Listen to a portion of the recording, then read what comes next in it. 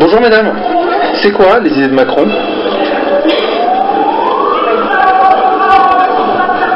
Bonjour madame, c'est quoi les idées de Macron? Bonjour. Dites-moi, pourquoi vous allez voter Macron? Ça c'est intéressant. Parce que c'est le meilleur président qui a jamais existé. Ah bon, à ce point-là? À ce point-là. Et oui, j'ai quelques années. Et vous avez quelques années, oui. Ouais.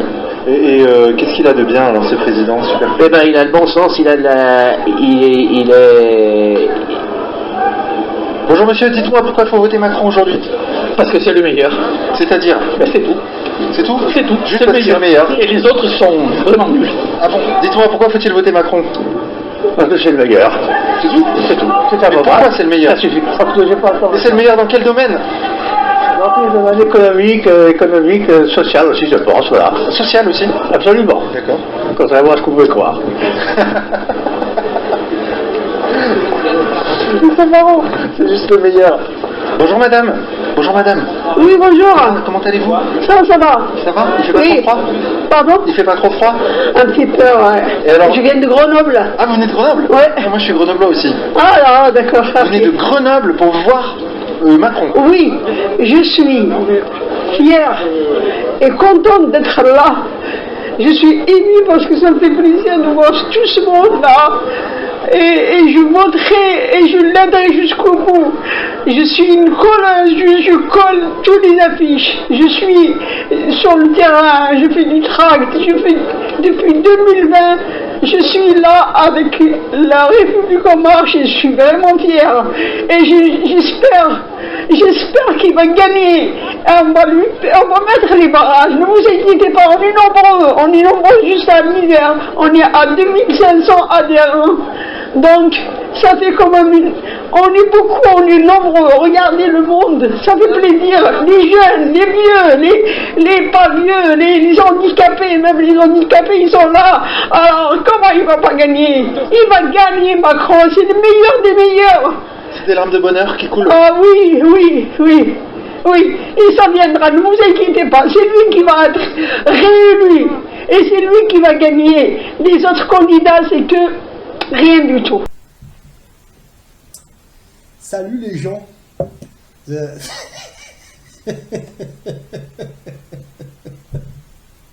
Pardon, salut les gens.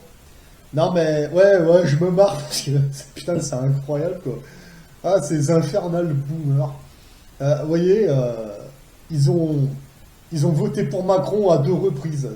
À deux reprises. Ouais, ils votent pour Macron, puis après ils pleurent. Ah, Macron il est passé. Ouais. Il y en a plein, ils disent, mais qui c'est qui vote pour Macron? Mais personne ne vote Macron. Ben, si, les vieux nounours. Hein. Écoutez, c'est pour moi qui l'invente, regardez. Pourquoi vous allez voter Macron? Parce qu'il a bien travaillé, qu'il va continuer à bien travailler. C'est aussi simple que ça. Les 5 années passées vous ont convaincu? Oui, oh oui, absolument. Par exemple, la baisse des appels de 5 €, c'était utile ou pas? Non. Les gilets jaunes, la gestion des gilets jaunes avec les flashballs, etc., c'était utile? Je sais pas. C'est vrai. L'affaire des masques. Quelle affaire des masques? Bah, pour le Covid, les masques. Oui, quelle affaire? On n'en avait pas, ben on en a pris après. Si, on en avait, mais ils les ont brûlés pendant longtemps. Oui, Leur stock. ça arrive, hein. Voilà, puis après, il y en a, ils viennent me dire, ouais, mais les anciens, le respect, machin. Non, attends, ta gueule.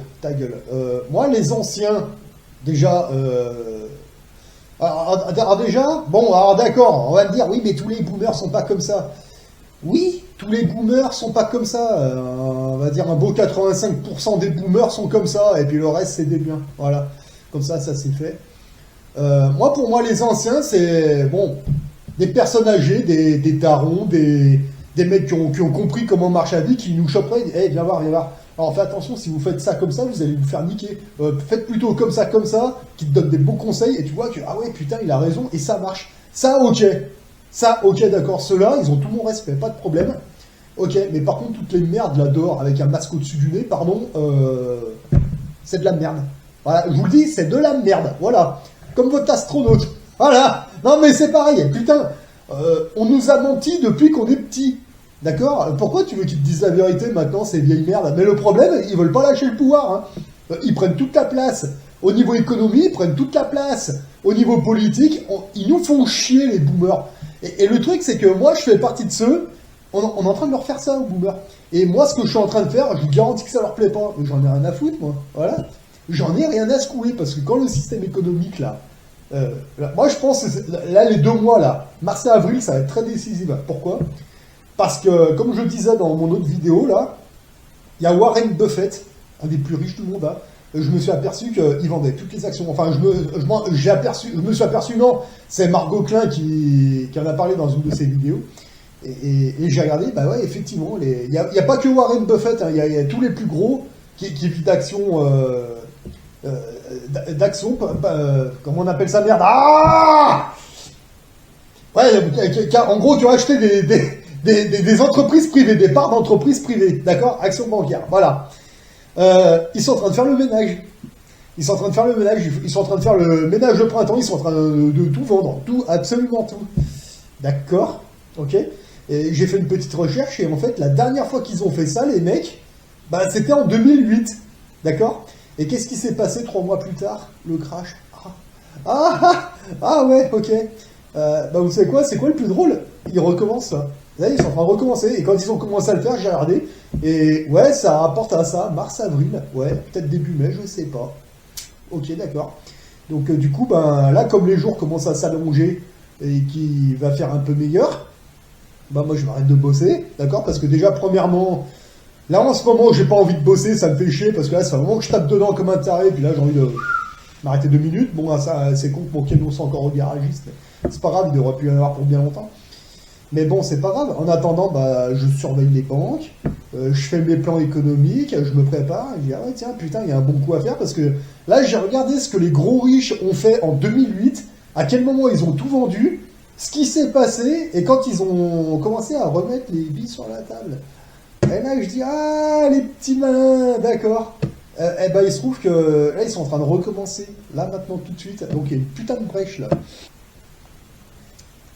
Et voilà, donc, là, cette année, il y a 2 possibilités, hein. Encore une fois.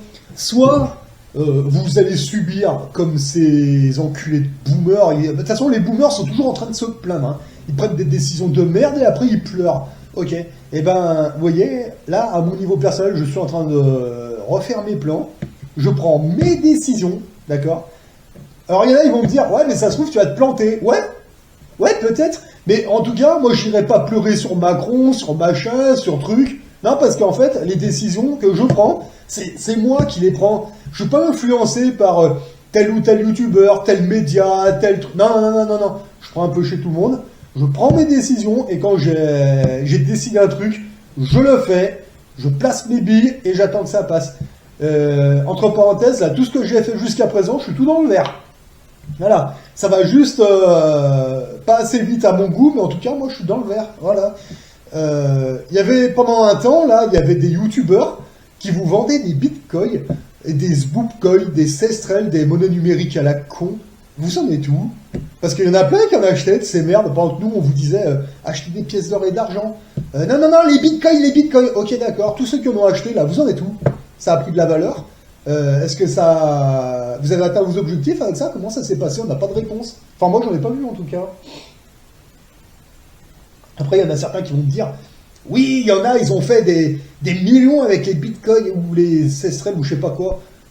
Oui, je vous dis pas le contraire, mais c'est qui les gens qui ont fait des millions avec ça? Ben, c'est des gens qui connaissaient leur sujet, qui ont potassé des bouquins, qui ont étudié le sujet, et qui connaissent, et qu'une fois qu'ils connaissaient bien, ils se sont lancés, et après, ouais, ils ont réussi. Mais je vous parle de vous, à vos niveaux personnels, là, pas les influenceurs, mais ceux qui se font influencer par d'autres, parce qu'il y a tel youtubeur qui vous avait dit que c'était la monnaie de l'avenir, etc., mon cul sur la commode.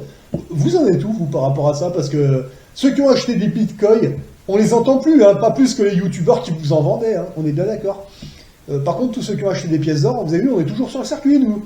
Voilà, pas de problème. Vous en êtes où par rapport à ça? C'est pas. Enfin, moi, pas de nouvelles, hein, voilà. Là, il y a un... Je change un peu de sujet parce que c'est vraiment tout... C'est incroyable, vraiment, les Français sont vraiment une mentalité de loser, hein, incroyable. Ils savent qu'ils vont prendre des décisions de merde, mais ils y vont parce que tout le monde va dans cette direction. Ouais. Seulement, vous voyez, que ce soit pour le caca vide, la picouse, l'Ukraine et tout le reste, vous avez suivi la télé, d'accord? Vous en êtes où maintenant? bah vous vous l'êtes fait mettre profond par tout le monde. Voilà. Maintenant, ils vous disent quoi? Ah, les agriculteurs. Ah, les agriculteurs, ouais. Vous savez que là, on a la veille d'un crash énorme, et là, je pense que ça va se passer dans les 2 prochains mois, là. Voilà, parce que moi, quand je vois tous les gros qui revendent tout, encore une fois, ça pue. Quand ils ont fait ça, c'était en 2008. C'est pas si vieux que ça, d'accord? Ouais. Un petit retour dans le passé. Qu'est-ce qu'ils ont fait, les mêmes gens, en 2008? Ils ont tout revendu, ils ont fait le lavage de printemps, ils ont vidé les PEA, d'accord? Ouais. 3 mois plus tard, le crack, d'accord? Et les distributeurs auraient dû tous s'arrêter. Et c'est là que Sarkozy a donné l'ordre des Français, d'accord? Pour dire, en gros, allez, vous arrêtez pas les distributeurs, on continue, puis qu'après, cet enculé est venu vous dire, ouais, j'ai sauvé l'euro. Non, non, il a volé l'ordre des Français, voilà, à la Banque centrale, et même à la Banque de France, je sais plus exactement, il l'a donné aux Américains. Le cours de l'or était au plus bas, voilà. Et c'est pour ça qu'ils n'ont pas bloqué les distributeurs, sinon, ça aurait dû tout bloquer, voilà. Là, aujourd'hui, ça y est, ça recommence. Et il va donner quoi au Macron, aux Américains? L'or, on n'en a plus. Je pense pas qu'il y en ait beaucoup encore, parce que Sarkozy en a filé pas mal. Voilà, maintenant, chaque pays court après son or, et maintenant, bah, qu'est-ce qui va se passer si ça recraque? Mais j'ai ma petite idée, mais enfin, bon, ça à vous de voir, hein. Voilà, donc si les agriculteurs, ils ont des revendications, moi je comprends, il n'y a pas de problème, hein, mais moi je soutiens plutôt les fermiers, parce que pour moi, les agriculteurs, c'est les plus gros pollueurs de la Terre. Ça, c'est une première chose. Bon, maintenant, ah ouais, franchement, ouais, quand l'Union Européenne leur disait, mettez tel pesticide, tel produit, tel machin, les agriculteurs, j'en ai pas entendu beaucoup dire, on en a marre de polluer la Terre, hein. À chaque fois qu'un agriculteur qui prend la parole, c'est pour te parler de leur pognon. Ok, d'accord, pas de problème, hein. Alors moi, je vais vous parler de votre pognon, là, un petit peu. Là, on sait que, bah, de toute façon, c'est pas, ils vont taper dans vos comptes, ils le font déjà depuis longtemps, mais vous le savez pas. Voilà, que ce soit avec l'inflation, que ce soit avec les petits trucs, les machins, parce que quand c'est sur votre compte, il se passe des trucs. Ça, c'est clair et net. Maintenant, moins vous en avez sur le compte, et moins ils peuvent vous baiser. Mais ça, les gens, ils veulent pas comprendre. Quand on vous dit sortez votre pognon de la banque, ah, mais tu fais comment? Mais espèce de connard, tu prends ta carte bleue, tu vas au distributeur, si tu peux retirer 300 balles tous les 4 jours, bah tu retires 300 balles tous les 4 jours, tu ranges dans un coffre bancaire, alors là ils vont te dire, ouais mais dans ton coffre, le banquier, eh ben il a un double des clés. Putain, un coffre bancaire ça se loue 80 € à l'année, d'accord? Et espèce de connard, quand c'est sur ton compte, tu sais ce qu'il fait ton banquier ou l'État? Ils appuient sur un bouton, tac, et ils t'enculent, voilà. Déjà, quand c'est dans un coffre, ils savent pas ce qu'il y a dans ton coffre. Ça, c'est une première chose. Et t'es pas obligé de louer un coffre à ta banque. T'as des sociétés privées qui sont... C'est des sociétés, tu vas voir dans les grandes villes, en France. T'as des sociétés privées, des fois, c'est même des bureaux de change. Ils te mettent à disposition des coffres bancaires, tu mets ce que tu veux dedans. Ils ne savent pas ce qu'il y a dedans. C'est toi, tu peux mettre des documents, des papiers, des classeurs, du pognon, tu mets ce que tu veux. Pas de problème. Et t'as toujours les connards qui vont venir te dire « Ouais, mais de toute façon, ils savent. » Eh ben, vous savez quoi? Vous, je vous réponds, allez vous faire enculer. En fait, vous êtes des pétochards, vous voulez pas faire de démarche, vous voulez pas essayer de sortir un peu de ce système, ça vous fout les jetons. Eh ben, vous savez quoi? Vous, j'ai envie de vous dire, gardez vos PEL, gardez vos comptes courants, gardez vos plans épargne, vos livrets A, là, de merde, là, qui servent à rien. Et gardez tout. Quand on vous dit de sortir votre pognon de la banque, toujours la même phrase qui revient. Non, mais de toute façon, moi, j'ai rien. Ouais. Bah, le jour où il y a la recette qui vont tout bloquer, là, vous allez les voir, les mêmes boomers. Je suis sûr, ils vont faire la queue. Et vous allez voir les petites vieilles qui vont vous dire « Ah, mais moi, ils m'ont enculé 30 000 €. Ah, mais moi, ils m'ont enculé 40 000 €. Ah ouais, mais je croyais que t'avais rien. Parce que quand ils te disent « Moi, j'ai rien », c'est quoi le rien? C'est 30 000, 40 000, 50 000? Parce que, pardon, tous les étés, quand je vois les boomers se goinfrer avec des repas à 500 € par mois, il n'y en a pas beaucoup qui ont investi, voilà. Donc moi, quand j'entends l'État vont pomper dans nos comptes, ils le font depuis bien longtemps, mais investissez, investissez. Là, il y a une bonne nouvelle, l'immobilier se casse la gueule, pourquoi vous achetez pas de l'immobilier de rapport? C'est incroyable, ça. Là, les boomers sont tous en train de chouiner, Macron démission, machin, mais Macron, il va pas démissionner, vous venez de le réélire. Bande de vieux cons, va. C'est vous qui l'avez mis en place, bande de merde. Putain, c'est pas vrai, ça, il y a un moment, putain. Moi, Macron, mon niveau personnel, Macron ne me dérange pas. En tout cas, moi, en tant que capitaliste, il ne me dérange pas. L'immobilier se casse la gueule, bah, c'est très bien, c'est parfait, moi, ça m'arrange. Là, je suis en train de regarder, là, il y a des appartements, putain, mais ouais. Là, franchement, s'il y a un crack obligataire, là, alors non seulement je vais pouvoir acheter des parts d'entreprise cet été, mais en plus, quelque chose me dit que l'année prochaine, je pourrais peut-être m'en acheter un deuxième d'appartement, vous voyez. Parce que vu que celui-là, il finit de payer et qu'il prend de la valeur, en plus, bon, là, j'ai mis 10 000 francs suisses de côté pour acheter des parts d'entreprise. Il y en a une en particulier que je pense qu'il va tenir. Et après, c'est pas impossible que je puisse m'en payer un deuxième à un autre endroit de la France, cash, sans même faire de crédit. Et voilà. Donc c'est pour ça, moi je patiente tranquillement. Là j'ai 2 mois pour organiser tout mon truc. Donc là dans quelques jours je vais monter à Paris. Justement c'est un rendez-vous que j'ai pris avec un représentant de l'entreprise où je voudrais investir 10 000 euros, d'accord. Donc je vais monter à Paris, je vais faire mon truc. Je redescends et puis le jour où il y a le crash, bah moi je pense investir vers mai-juin, peut-être juillet, je sais pas, on verra. En tout cas ce sera cet été. Voilà, puis après je reprends mon année tranquille, dès que je décide de reprendre le taf, et il n'y a pas de problème. Voilà. Donc moi pourquoi je vous parlais de Thomas Pastèque? Mais parce que là, c'est une arnaque. Le spatial est une arnaque. Alors, là je vais revenir un petit peu sur ce que disait le frérot Chrysalide. Là c'est bien que j'ai regardé le film ISS dans sa totalité, parce que la première fois que j'ai regardé vite fait, mais j'ai pas... Bon, pas complètement, en plus j'ai regardé sans regarder, puis j'avais coupé en cours. Là, j'ai regardé complètement hier soir, ce film. Eh ben, en fait, putain, mais le film, il est beaucoup plus crédible que ce que la NASA nous montre, qui est censé être le réel. C'est incroyable, hein. La fiction commence à être plus crédible que ce qu'on nous montre. Bah, c'est peut-être qu'il y a un problème. Thomas Pastèque est un très mauvais acteur, comme les autres d'ailleurs. Et d'ailleurs, dans le film... on voit pas des actrices avec des coupes de cheveux comme ça. C'est incroyable. Allez voir les vidéos de l'ISS. Vous regardez les coupes de cheveux qu'elles ont, les grognasses. Des coupes de cheveux comme ça. Mais qui se promène avec des coupes pareilles? C'est du cinéma. Voilà, c'est du cinéma. Alors, si vous avez envie de rigoler un bon coup, il y en a qui me posaient la question aussi. Alors, le frérot Chrysalide, il est sur Odyssée parce que moi, il m'a expliqué qu'il était moins emmerdé pour faire ses montages. Donc je vous mets un lien, cliquez dessus, allez le voir, allez rigoler un bon coup et après vous faites votre idée et après vous allez peut-être vous dire mais attends, tout ce que les boomers nous racontent là, c'est de la merde, on est bien d'accord, les boomers et tous les autres ils ont fait leur vie sur du sable, d'accord. Là il y a un tsunami qui arrive, ok, ouais, ben on va faire notre maison sur du dur, voilà. Économiquement, physiquement, et il faut vous laver la tête de toutes ces conneries parce qu'il y a plein de choses à faire en réalité. Plutôt que de faire votre vie sur de la fiction, d'accord, faites votre vie dans le réel. Attends, on efface toutes les merdes qu'ils nous ont expliquées. Et avec ce qu'on sait, on va refaire un avenir à ce pays, mais beaucoup mieux. Voilà. Et ça, c'est ce qu'ils ne veulent pas en face. Moi, je fais partie de ceux qui le font. Voilà. Donc, moi, j'ai une stratégie, c'est d'investir correctement, tu vois. Le jour où ça craque, si jamais ça craque, vous savez ce que j'ai acheté, moi? Là, j'ai fait un petit investissement, pas énorme, hein, voilà, parce que, bon, il y en a qui vont me dire, bon, bref, je m'en fous. J'ai fait un petit investissement de un petit peu plus de 80 €, d'accord? Et j'ai acheté ça. Ce que tous les survivalistes ils devraient avoir, tu vois, un magnifique passeport. Et vous savez quoi, avec ce passeport, je peux me barrer où je veux sur la planète, quasiment. Voilà. Et là, actuellement, en cas de problème sérieux en France, vous croyez que j'ai l'intention de rester là, moi? Non.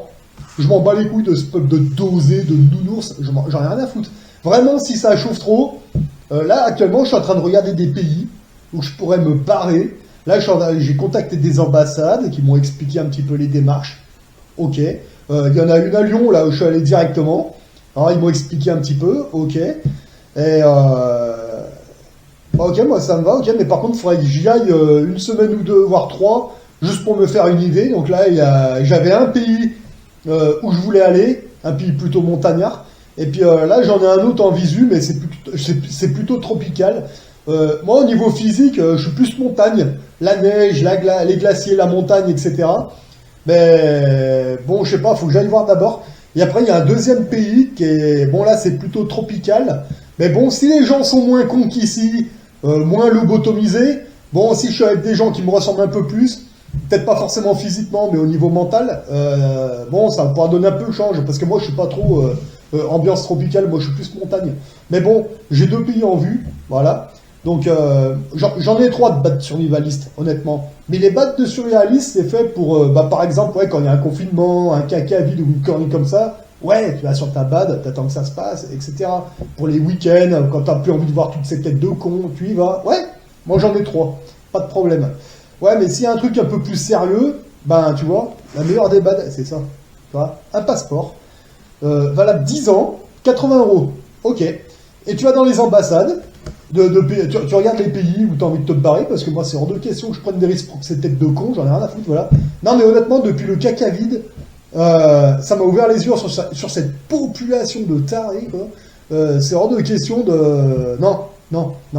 Honnêtement, si le père Poutine ou un autre décide d'enculer les Français, même le président de la Libye, hein, pourquoi pas, hein, parce que sous Sarkozy, les Français, voilà, faites vos recherches, vous allez voir. S'il y en a un des deux qui a envie d'enculer les boomers, là, moi je m'en bats les couilles, hein, je vous le dis honnêtement. Hein. C'est pas mon problème, allez-y. Moi je prends ça, je me tire et vous vous démerdez. Voilà. C'est tout. Pas de problème. C'est con pour les gosses, c'est con pour les jeunes, ça me fait chier pour eux, ouais. Mais ces putains de boomers, il y a un moment, ça suffit, quoi. Voilà. Donc, maintenant, c'est soit vous sortez les doigts du cul, mais de toute façon, moi je pense que ceux qui sont réveillables sont déjà réveillés. Vous faites ce qu'il y a à faire. Maintenant, on va voir, hein. Pas de problème, mais c'est hors de question de continuer de torcher le cul de ces putains de boomers, parce que là, vraiment, ça suffit, j'en ai marre. Donc moi, je fais ce que j'ai à faire, et là, ils vont me dire, enculé de capitaliste, ouais, pas de problème, je m'en fous, j'assume, pas de problème. Le capitaliste, il vous emmerde, il emmerde les nazaboys, les trolls, et moi, je continue dans mes démarches, j'en ai rien à foutre de toutes vos conneries, maintenant, cliquez sur le lien, allez voir ce que le poteau Chrysalide Post vous a préparé sur Odyssée, apparemment, il est moins emmerdé. Allez voir et bonne rigolade et après vous réfléchirez un petit peu. Voilà, allez sur ce, bon courage à tous.